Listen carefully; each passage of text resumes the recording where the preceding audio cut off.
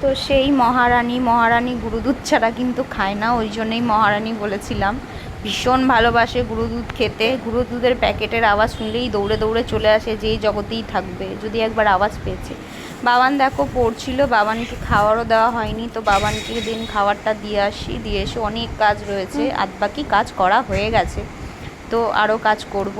এডিটিংও করা হয়ে গেছে মিনি কিচেনে, অষ্টমী মিনি কিচেনের এডিটিংটা করা হয়ে গেছে। তো এইদিকে ঘর দোয়ার প্রতিদিন বলেছিলাম মোছামুছি করতে হয়, তো দেখো আরও ক্লিপস তুলেছিলাম, জানি না কীভাবে ডিলিট হয়ে গেছে। তো এইদিকে দেখো রান্নাও করে নেওয়া হচ্ছে, তো রান্নাতে মাছের ঝোল, আর এদিকে হচ্ছে সব রকমের সবজি দিয়ে একটা তরকারি আর ভাত, আর দেখানোর কিছুই নেই, তো পাঁচ তরকারির মতো। তো এই দেন এইদিকে দেখো, তো বাবানের খাবার নিয়েছিলাম ঠিকই, তো দেখো আমার এখনও খাওয়া হয়নি, তো খাবো। তো প্রথমেই বলি, তো মিনি কিচেনের এডিটিং করছিলাম, অষ্টমী মিনি কিচেনের এডিটিং করছিলাম।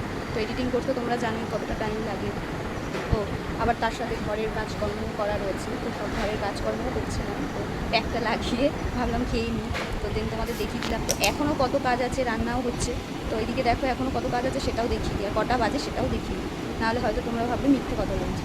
তো চলো, তো দেখেছো ঘড়িতে কটা বাজে, অনেক কাচাকুচিও পড়ে রয়েছে দেখো। তো অবশেষে সব কাজ করা কমপ্লিট।